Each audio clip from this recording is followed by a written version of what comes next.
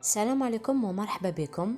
وصفتنا لليوم هي جراتان سلق باللحم المفروم والبيشاميل. تبعوا معايا باش تشوفوا المقادير وطريقة التحضير.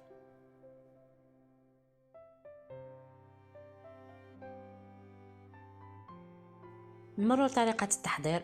اول حاجة راح نبدا بها هي السلق. بعد ما نقيته وغسلته مليح وقطعته، حطيته في مقلاة وضفت له شوية زيت وخليته يتقلى. وهنا بعد ما تقلى لي السلق نتبلو شويه، نضيف له شويه ملح وشويه فلفل كحل. هنا الكميه تاع السلق استعملوا على حساب افراد العائله تاعكم. وضفت لها سنه توم سكرفشتها، نخلطهم مليح مع بعض. نزيد نخليه يتقلى شويه ونطفي عليه. وهنا راح نوجد فيون داشي. ضفت ملعقه كبيره تاع زبده، خليتها دابت، وضفت لها حبه بصل تكون صغيره في الحجم مع 3 سنينات توم مسكرفجين. البصل كنت قطعته بهذا الشكل. نخليهم يتقلاو شويه مع بعض. وهنا بعد ما تقلى لي البصل مع الثوم نضيف لهم اللحم المفروم فيون داشي. تقدروا تعوضوه بالدجاج المرحي. درت لها شويه ملح.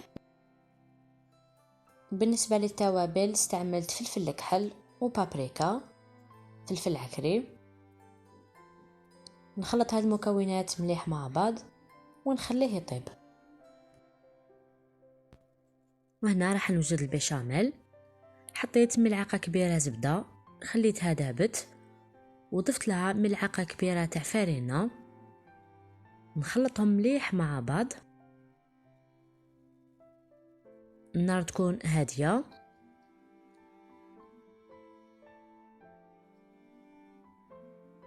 في هذه المرحله نضيف الحليب.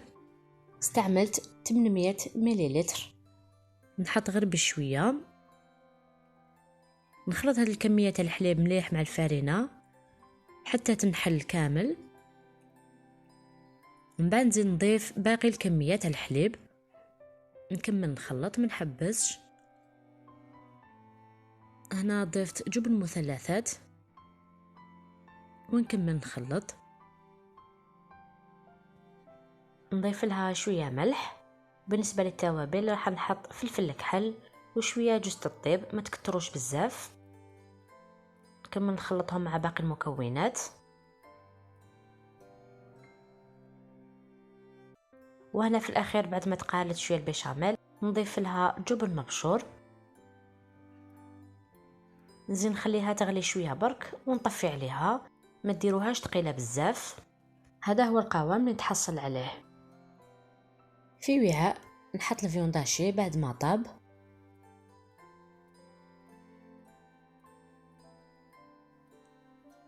نزيد نضيف له السلق.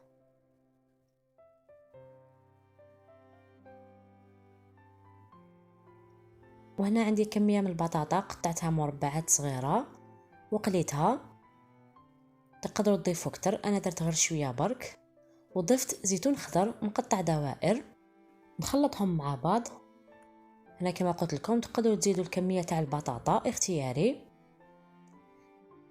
نضيف هنا كميه قليله تاع بيشاميل. نخلطهم مليح مع بعض.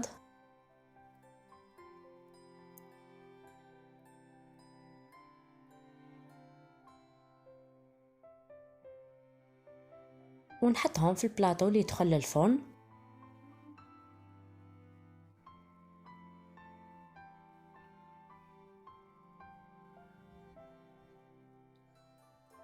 نوزعو على كامل البلاطو.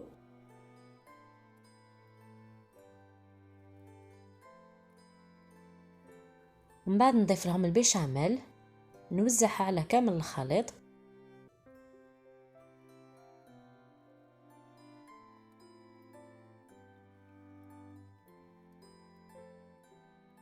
وفي الاخير نضيف جبن مبشور وندخلها الفرن اللي كنت سخنته على 160 درجة. نخليها طيب على نار هادية باش ما تنشفش البيشاميل، وكي نشوفها طابت نزيد نحمرها من الفوق ونجبدها. وهذا هو الشكل تاع الكراتان بعد ما طاب وخدا هذا اللون.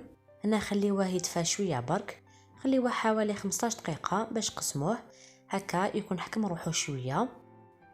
هذا الكراتان يجي بزاف بنين، ان شاء الله تجربوه ويعجبكم، وديروا جيم من الوصفه واشتركوا في القناه وفعلوا الجرس باش يوصلكم كل جديد ان شاء الله. سلام.